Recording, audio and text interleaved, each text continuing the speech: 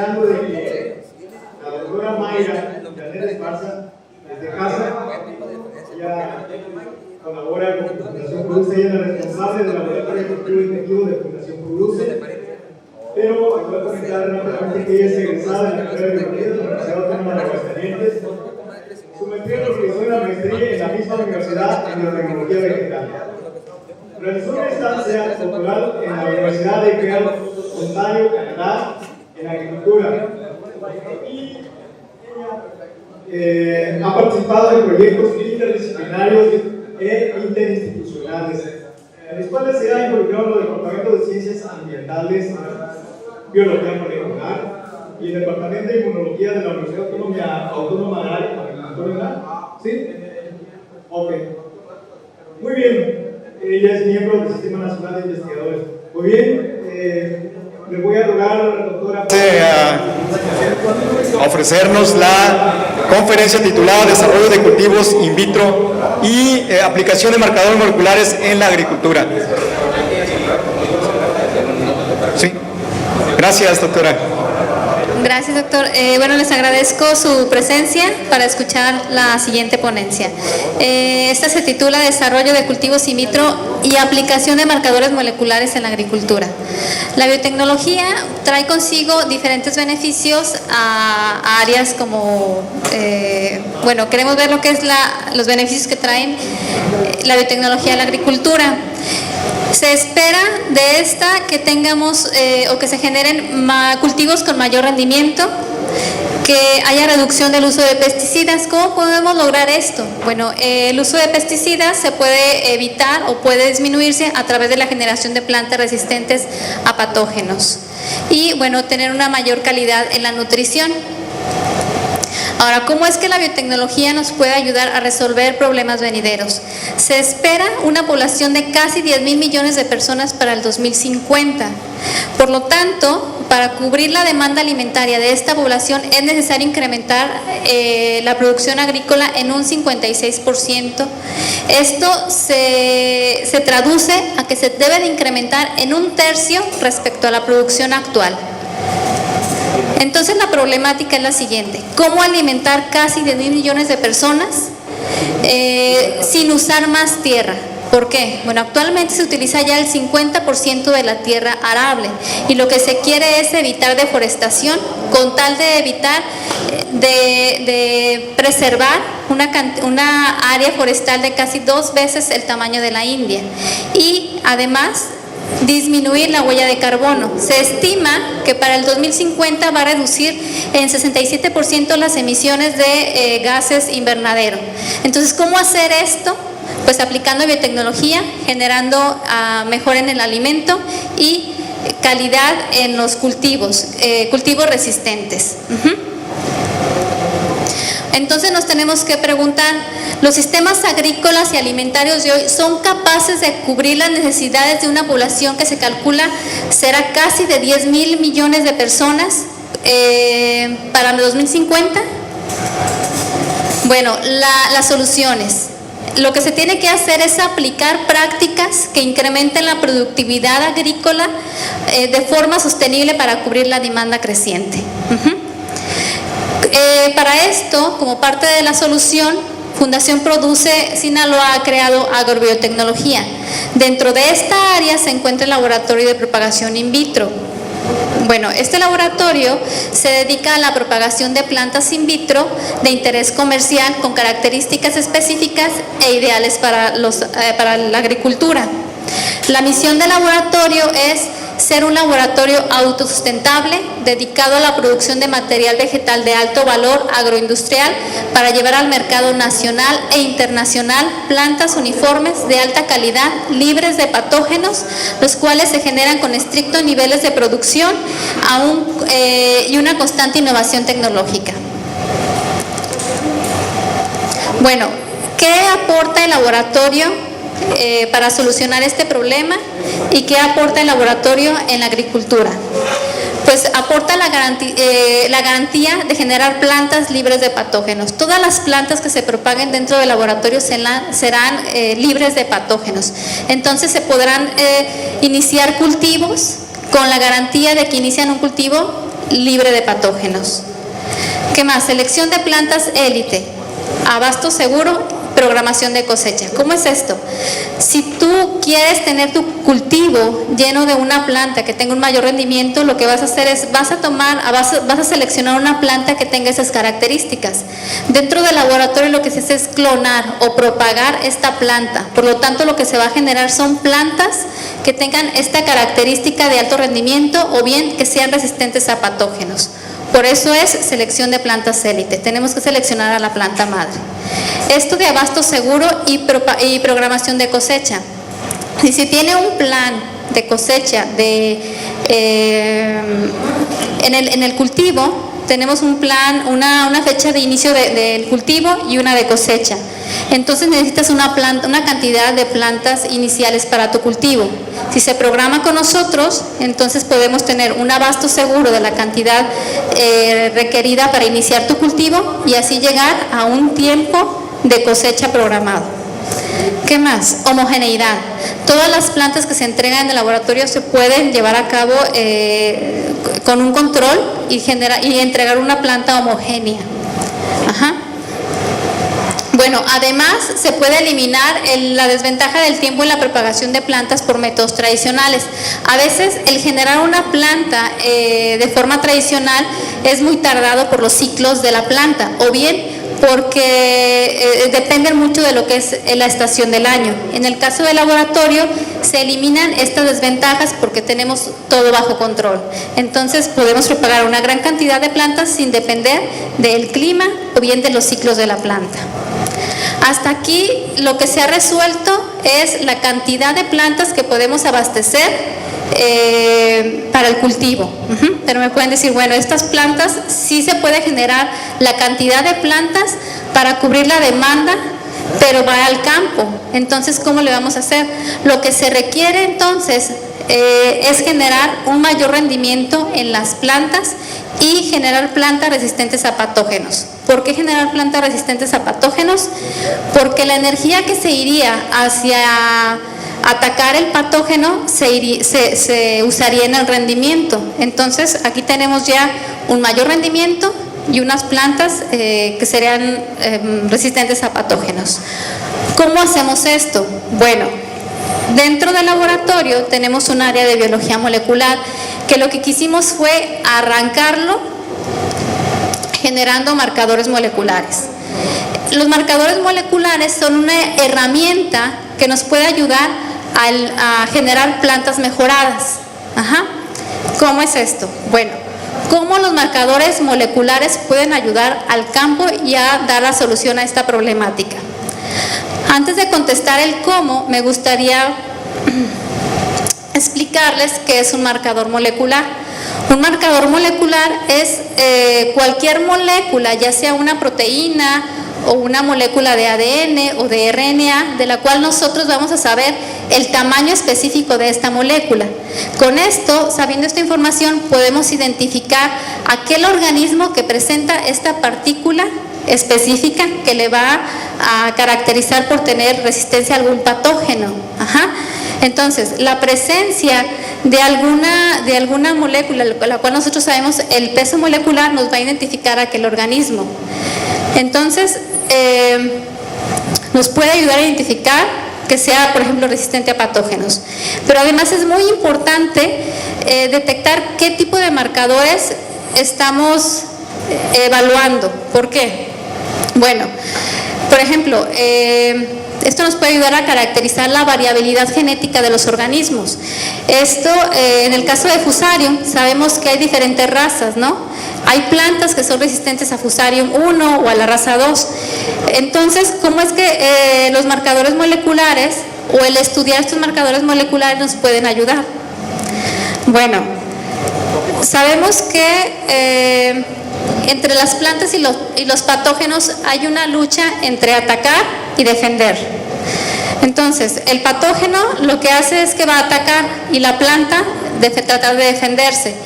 La planta lo que hace es que detecta a través de receptores que se encuentran en la pared o en la membrana, va a detectar una molécula del patógeno, por ejemplo una flagelina, y entonces al detectar al patógeno activa su respuesta de defensa y entonces enciende genes que van a defender o a atacar al patógeno.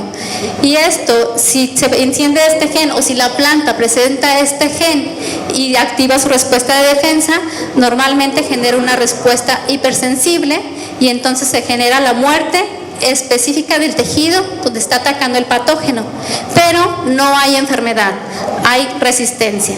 Entonces aquí tenemos un gen que nos va a dar la resistencia y esta partícula, nosotros detectamos este gen, nos puede detectar que este es una planta resistente.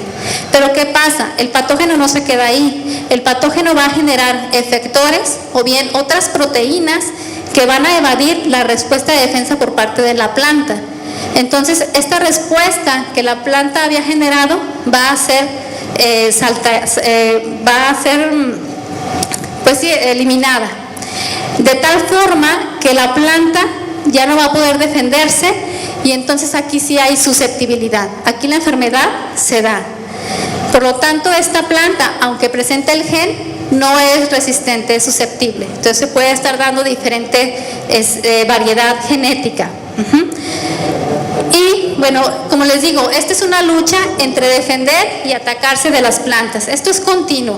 Entonces la planta no se queda así. La planta puede generar o puede tener algún gen que esté codificando otra proteína que va a detectar el efector. Entonces genera una respuesta inmune disparada por el efector. De tal forma que va a detectar este efector que generó el patógeno. Y lo que hace es que una vez que detecta el efector, entonces puede nuevamente activar su respuesta de defensa y otra vez generar una respuesta hipersensible, obtenemos resistencia en la planta. Entonces, si se fijan aquí, podemos tener dos genes que están relacionados a la resistencia. Entonces, por eso es necesario evaluar la variabilidad genética que se presenta tanto en la planta como en el patógeno para poder identificar aquellas plantas que tengan esta característica que le va a dar resistencia ante un patógeno. Bueno, entonces ahora sí, cómo los marcadores moleculares nos pueden ayudar a resolver esta problemática que se viene y cómo es que nos puede beneficiar en el campo. Los marcadores moleculares nos van a permitir caracterizar la variabilidad genética que se encuentra entre las plantas y los patógenos.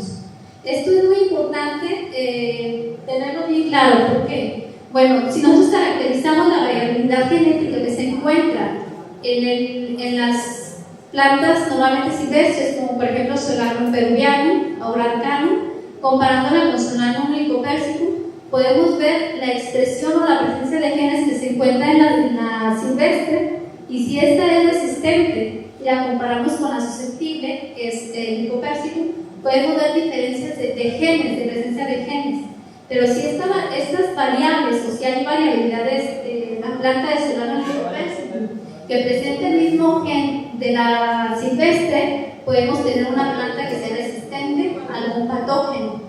Entonces es importante caracterizar la variabilidad genética de una población de plantas. ¿Qué más?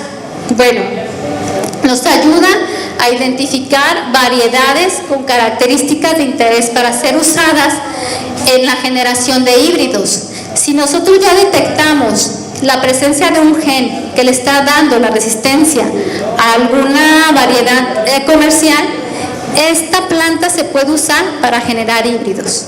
Cuando tú tienes ya tu híbrido y generas ya tu planta homocigota, entonces puedes generar una planta resistente ya a un patógeno. Pero entonces ya tú te pones y tienes tus plantas, ¿no? Pero realmente estás seguro que las plantas que surjan de ahí van a ser resistentes, van a tener esta característica.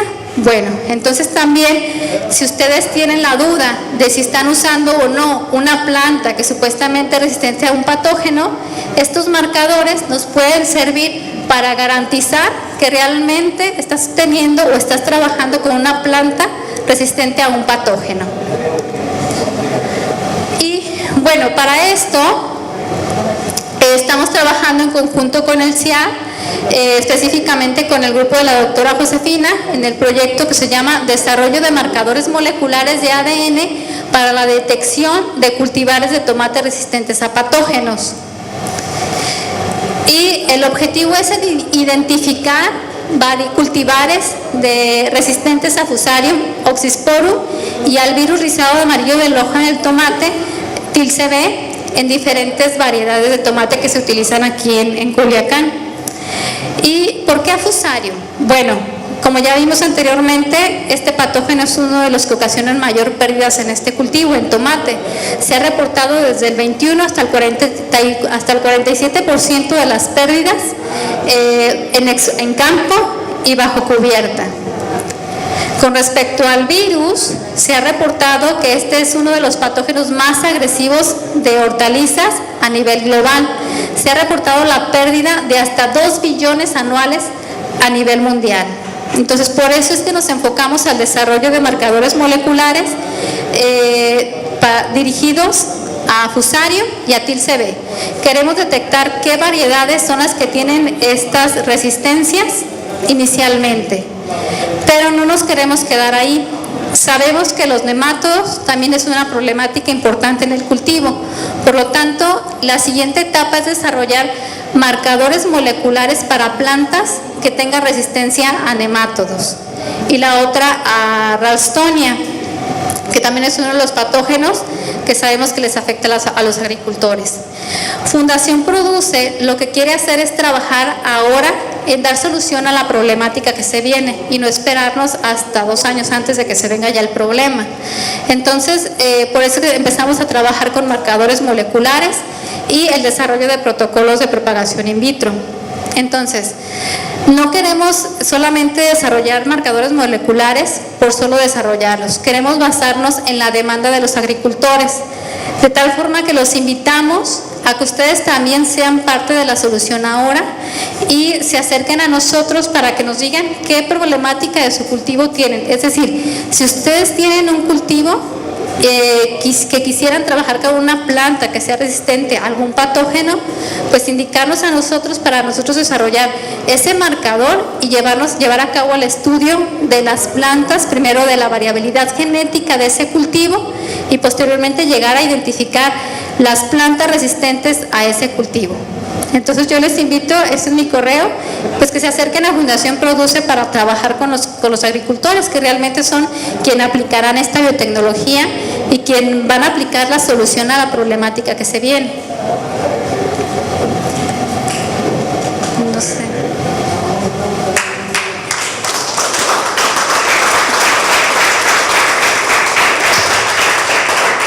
Muy bien, doctora, muchísimas gracias, doctora Esparza. No sé si tenemos ahí algunas preguntas. ¿Sí? Sí hay. Sí, buenas tardes, doctora. Me voy a permitir entregar esta información. Creo que aquí sería un buen cultivo, porque el frijol aquí en el valle y a nivel nacional tiene muchos problemas de todo tipo, patógenos, nemátodos, en fin. Se la voy a entregar y ojalá que pueda haber alguna buena oportunidad. Sí, claro. Okay, gracias.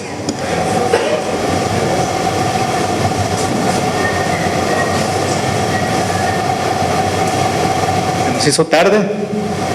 ¿Ya? ¿También? ¿Cansados? Ok. Oiga, doctora, una pregunta. Dígame. A lo mejor está fuera de lugar. En el caso de que ya se generaron estas plantas resistentes in vitro y ya se llevan, a la hora de llevarse a campo, pero si ese campo está contaminado, ahí hasta dónde llega la recomendación de ustedes con respecto a dónde se van a poner, o sea, ¿hay algún seguimiento después de que se produce la planta a dónde se va a instalar, por decir algo? Sí, claro. De hecho, para nosotros decir que una planta resistente se tienen que hacer retos con el patógeno. Entonces, bueno, me ocurre ahorita, por ejemplo, en el caso de Fusarium hay 3 razas, ¿no? y puede ser que una sea resistente, otra no. Por eso es importante primero estudiar la variabilidad genética que se tenga entre el patógeno y la planta. Tal vez haya más variedades y en ese caso haya una variedad que no sea resistente a la planta para esa variedad. Entonces lo primero que hay que hacer es estudiar la variabilidad genética entre la planta y el patógeno. Pero yo prefiero así como dedicarnos a, esto se lleva años, ¿no? Pero sería importante enfocarnos a las necesidades que se tienen y no solamente por decir, pues este patógeno.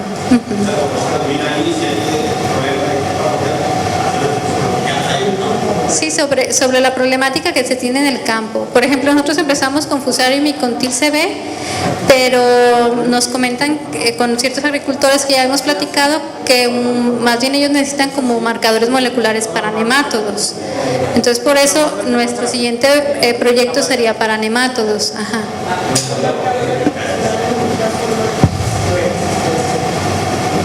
Desconociendo totalmente, doctora, ¿esto querría decir que ya tienen ustedes identificado el genoma totalmente, la secuencia aminoácido de todos los cultivos que, por ejemplo, estoy viendo piña, aguacate, sí o no?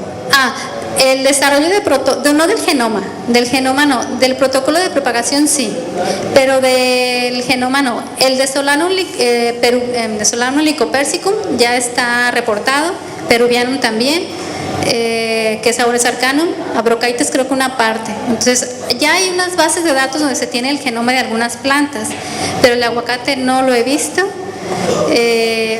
Sí, como que son áreas diferentes.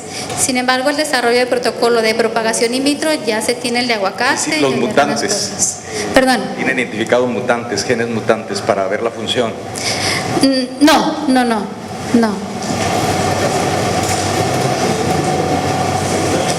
Ok, muy bien, pues antes de terminar y agradecerle a la doctora, nada más le quiero comentar que mañana vamos a continuar con el programa de presentación de las ponencias a partir de las 11 de la mañana y por hoy le queremos agradecer a nombre de Agroinnova 2019 la presencia de ustedes, pero antes vamos a entregarle el reconocimiento a la doctora Mayra Janet Esparza Araiza